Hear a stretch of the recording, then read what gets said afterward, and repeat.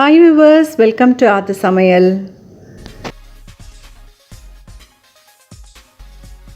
Box recipe புதினா புலாவ் எப்படி பண்ணுறதுன்றது நம்ம பார்க்கலாம். தேவையான பொருட்கள் எடுத்துக்கோங்க. கொஞ்சம் புதினா எடுத்துக்கோங்க, கொத்தமல்லி கொஞ்சம் எடுத்துக்கோங்க, அப்புறம் காரத்துக்கு ஏற்ற மாதிரி பச்சை மிளகா, பூண்டு, இஞ்சி எடுத்துக்கோங்க. இப்போ இதெல்லாம் போட்டு நம்ம கொஞ்சம் அரைச்சி எடுத்துக்கலாம். அரைச்சி இது நம்ம பேஸ்ட்டாக நம்ம எடுத்துக்கணும். நான் 1 கப் அரிசிக்கு இப்போ நான் அரிசி நான் சோனா மசூரி அரிசி தான், பச்சரிசி தான் நான் எடுத்திருக்கேன்.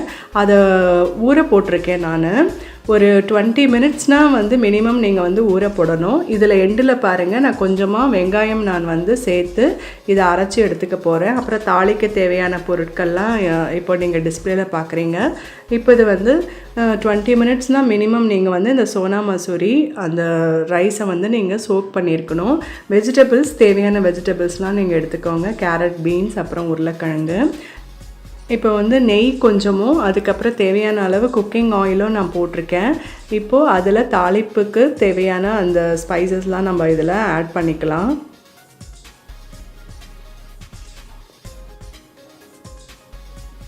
அப்புறம் கொஞ்சம் வெங்காயம் நான் இதில் சேர்க்குறேன். புலாவ் ரெசிப்பியில் நம்ம எப்போவுமே தக்காளி சேர்க்க மாட்டோம்.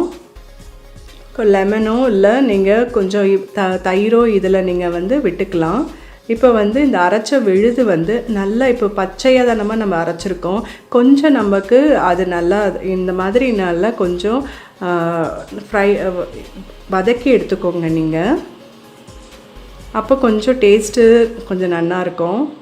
இப்போ காய்கறிலாம் போட்டு அதையும் நம்ம கொஞ்சம் நேரம் இந்த மசாலாவில் நம்ம வதக்கி எடுத்துக்கலாம்.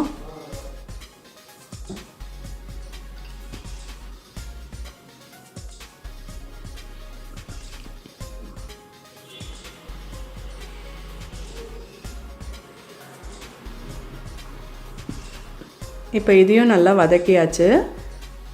அப்புறம் இப்போது நான் புளிப்புக்கு நான் சொன்னேன் இல்லையா, நான் கொஞ்சம் தயிர் 1 டேபிள் ஸ்பூன் அளவுக்கு தயிர் நான் கெட்டி தயிர் நான் விடுறேன். நீங்கள் வேணும்னா நீங்கள் லெமன் கூட நீங்கள் பிழிஞ்சு விட்டுக்கலாம். கெட்டி தயிரும் போட்டு நல்லா மிக்ஸ் பண்ணிவிட்டு அதுக்கப்புறம் ரைஸ் கலந்து குக்கரில் வேக வச்சு நம்ம எடுத்தோம்னா புதினா புலாவ் ரெடி ஆகிடும்.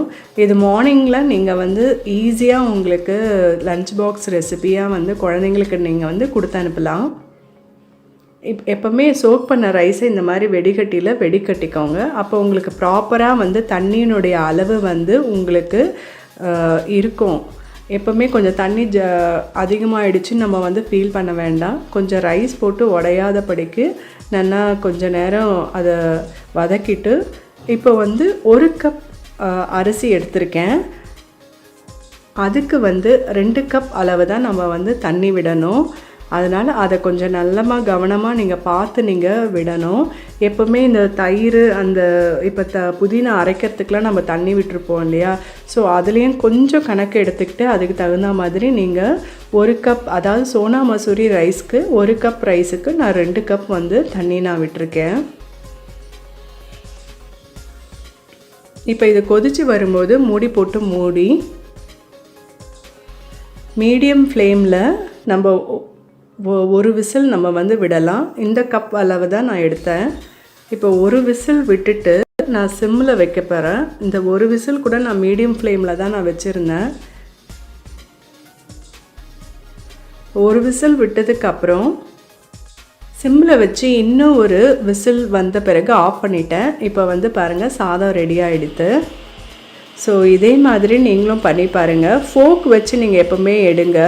நல்லா உதிரியாக உங்களுக்கு வந்திருக்கு பாருங்கள். இதே மாதிரி பண்ணி பார்த்துட்டு உங்களுடைய ரிவ்யூஸ் அண்ட் கமெண்ட்ஸ் எனக்கு போஸ்ட் பண்ணுங்கள்.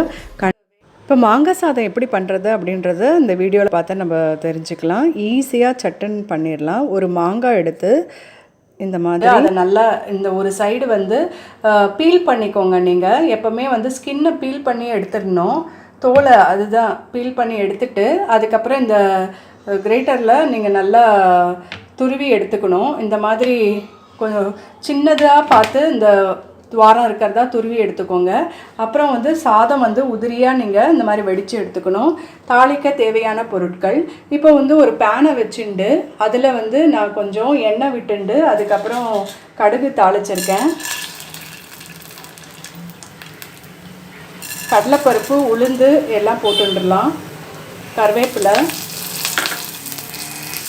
காரத்துக்கு பச்சை மிளகாய் போட்டிருக்கேன் நான். அதுக்கப்புறம் துருவின மாங்காய், இதை போட்டு நல்லா நம்ம வதக்கி எடுத்துப்போம். இப்போ வதங்கினதுக்கப்புறம் தேவையான அளவு உப்பு போட்டு சாதம் போட்டு நம்ம கலர்னா மாங்காய் சாதம் ரெடி ஆகிடும். நான் கலருக்காக மஞ்சத்தூள் கொஞ்சம் சேர்த்துருக்கேன்.